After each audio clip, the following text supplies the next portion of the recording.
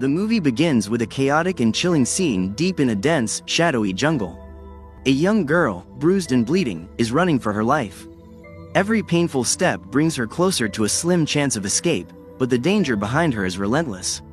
Chasing her is a towering figure known as Adam Cole, or Crusher, a notorious cannibal. His monstrous appearance, deformed and mutated by chemicals, is as terrifying as his reputation. Crusher closes in with heavy, thunderous footsteps. In one brutal motion, he grabs the girl's head with his massive hand. The sickening sound of bones breaking cuts through the jungle air, and her life is snuffed out in an instant. True to his gruesome name, Crusher drags her body back to his lair, where the true horror unfolds. Inside, Crusher's older brother lounges in front of the TV, casually watching as if nothing horrific has happened. Unbothered, Crusher begins dismembering the girl's body. To heighten the grotesque atmosphere, the TV plays footage of a previous victim, a boy they tortured and killed. The air reeks of death, the sound of chopping fills the room, and the brothers fry the girl's flesh with onions, eating it with disturbing ease. The story then shifts to a group of kidnappers transporting the daughter of a wealthy man. She's locked in the trunk of their car. Among them are Sarah and her cousin, unwilling participants in this nightmare. When they stop at a gas station, the tension rises. Sarah's cousin contemplates escaping but can't bring herself to abandon her sister. As they lay low, a sheriff strikes up a casual conversation with a nearby man, and the group grows increasingly nervous. One of them grips his gun tightly, ready for the worst, while Sarah tries to deflect attention. Her shaky voice betrays her fear, but eventually, the group gets back on the road.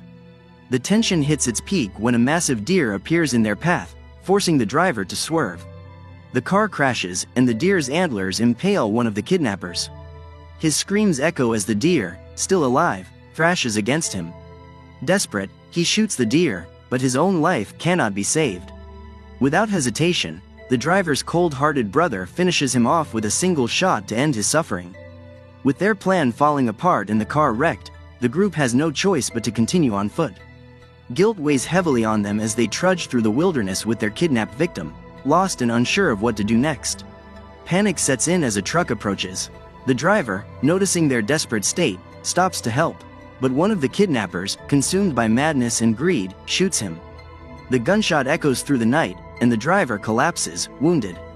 Just as the kidnapper moves in to finish him off, Sarah's cousin intervenes, giving the truck driver a chance to escape into the jungle. Unbeknownst to the kidnappers, Crusher's brother has been silently watching from the shadows. His eyes gleam with hunger as he rushes back to inform Crusher of their new prey. Heartbroken over the failed escape of his last victim, Crusher is reinvigorated by the thought of fresh meat. The two brothers share a menacing laugh as they prepare for their hunt. Meanwhile, the truck driver succumbs to his injuries, bleeding out on the roadside. An old man stumbles upon his body and immediately contacts the sheriff. The situation grows more dire when a chilling radio report confirms that the kidnappers are still at large. The sheriff, racing against time, is determined to end the nightmare before more lives are lost. By morning, the darkness begins to surface. Troubled by unease, the sheriff calls for backup but feels compelled to investigate the scene alone. Meanwhile, Sarah's brother tends to the kidnapped girl, who has endured unimaginable brutality. Unbeknownst to them, Crusher, the silent predator, is stalking them. Among the kidnappers, one of the goons is losing patience. His anger boils over, clouding his judgment and driving him to kill Sarah's brother. But as he fires his gun, the unintended target is revealed. He got shot by Crusher's brother instead. He collapses, leaving everyone in stunned silence. Panic takes hold as Sarah scrambles to come up with a desperate lie. "He was kidnapping us. Please save us," she cries, her voice trembling with fear. Her frantic attempts to spin the situation fail to sway Crusher's brother, who remains cold and unmoved. When Sarah's brother tries to intervene, a gun barrel strikes him across the face, silencing him instantly. Both siblings are shackled and dragged to the car. Confusion grips them. Why are they being taken to the car? Crusher's brother has other plans. Fixated on the idea of a deer's head as a tempting meal, he leaves the girl behind, almost as an offering to Crusher. But Crusher has a different plan. With one powerful blow, he renders the girl unconscious, readying her for a fate worse than death. Sarah's brother was forced to decapitate the deer. Holding its blood-soaked head, he felt disgusted by its weight. Nervously, he asked, "Aren't you taking the meat too?" Crusher's brother smirked, his voice calm but cold, "We don't eat animals." A chill ran through Sarah's brother as he realized, these men didn't eat animals. They were cannibals. Back at the house, Crusher dragged the unconscious girl inside and dunked her limp body in water. But she wasn't as out of it as she appeared. As soon as Crusher left, she tried to escape, only to crash into an obstacle and collapse in fear. Crusher's brother soon returned, dragging Sarah and her brother along. Their faces twisted in horror as Crusher's monstrous figure loomed over them. Tossing the deer's head aside, he forced Sarah into a fake smile, her fear barely hidden. Meanwhile, the sheriff arrived at the crime scene, his mind racing. He saw a dead goon, a decapitated deer, and blood trails leading off into the distance. Knowing it was his only lead, he followed the trail further into the unknown. Back at the house, Sarah became desperate. She tried to bargain for her freedom, her voice shaking as she offered large sums of money. But Crusher's brother showed no emotion, his coldness unshaken. He handed her a glass of lemon water. Sarah recoiled, her voice firm but cautious.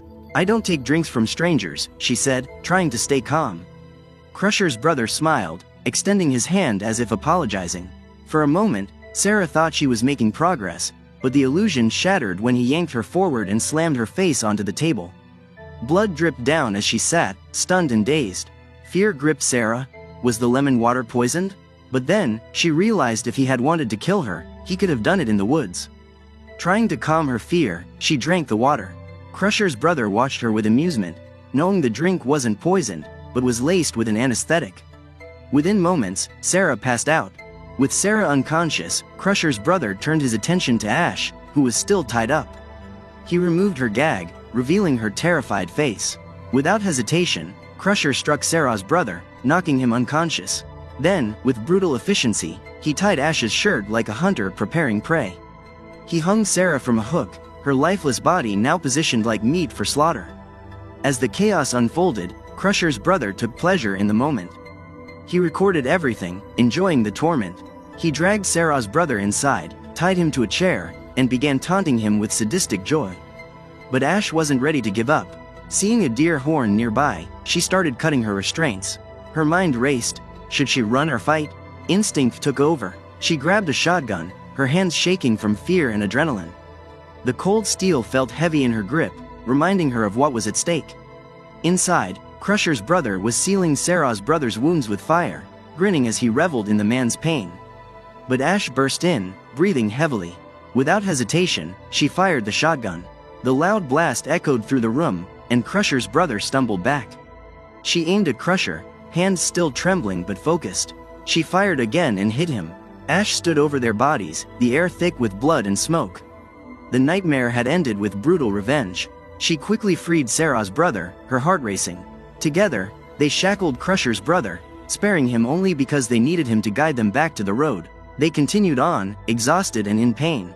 Their legs trembled, but they had no choice but to keep moving. Suddenly, Ash raised a gun, pointing it at them all. Confusion and betrayal flooded their minds. To Ash, they were no better than captors, all guilty. But Crusher's brother's menacing presence overshadowed them all. The tension broke as Crusher's brother lunged, grabbing Sarah's brother. Desperation filled the air as Sarah's brother screamed at Ash to shoot. But Ash, paralyzed by indecision, couldn't pull the trigger. Crusher's brother seized the moment and killed Sarah's brother. Ash stood frozen, unable to scream. Chaos broke out. In a flash, Sarah grabbed the gun from Ash, shaking with fury. This time, she didn't hesitate. The shot rang out, and the bullet struck Crusher's brother, ending his reign of terror. Crusher fell, but the damage had already been done. Now, with the gun in Sarah's hands, Ash's fleeting sense of freedom vanished. Reduced to a powerless pawn once again, she could only watch as Sarah, her eyes filled with power, pointed the gun at her. Before things could escalate further, a gunshot rang out. Sarah's head snapped back, and her body crumpled to the floor. The sheriff had pulled the trigger. He couldn't let Sarah kill Ash. It was a grim but necessary choice. Stepping forward, his voice tight, he interrogated Ash, demanding answers. The moment felt suffocating as he ordered her to lead him to the house and reveal the truth. When they arrived, a feeling of dread gripped Ash's throat. Crusher was gone. Panic surged through her as she realized they were doomed. Desperation took over, and she tried to flee, but the sheriff caught her, handcuffed her, and tied her to a chair outside. Chaos unfolded. Crusher emerged from the shadows, his cold, unyielding gaze fixed on the sheriff. Without hesitation, he grabbed him with monstrous strength and began tearing him apart, limb by limb. The sheriff's agonized screams filled the air as Crusher tossed his broken body aside like a ragdoll. Inside, Ash struggled against her restraints. Driven by rage and terror, she broke free and grabbed a large knife. Just as she prepared to escape, Crusher's brother burst in, gun drawn. But Ash was faster. With a desperate lunge, she drove the knife into his forehead, the sickening sound of steel meeting bone echoing through the room. He collapsed, his final scream summoning Crusher. Crusher stormed in, fury radiating from him. Ash, armed with only a few bullets, fired at him before bolting from the house. Her heart pounded in her chest as she ran, but Crusher, even weakened, pursued her relentlessly. Ash stumbled onto the road, her last hope in sight, the flashing lights of the police.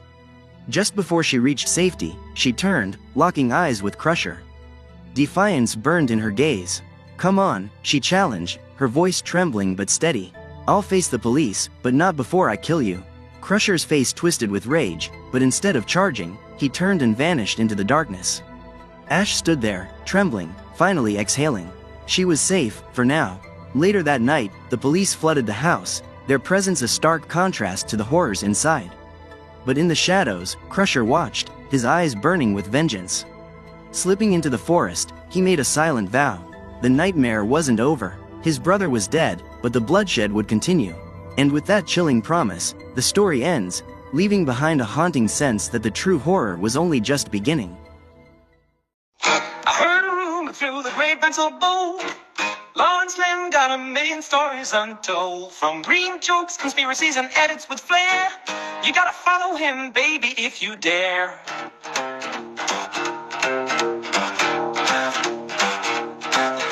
Your feet feels empty without his magic touch. He got the blues and the laughs that you crave so much. With a click and a follow, you'll find some relief. Lawrence Lynn, social media, a digital belief. Click, subscribe, don't miss a trick. Now, hey, leave your worries and come on, click today. Lawrence Lynn's got the content right in line. Follow him now.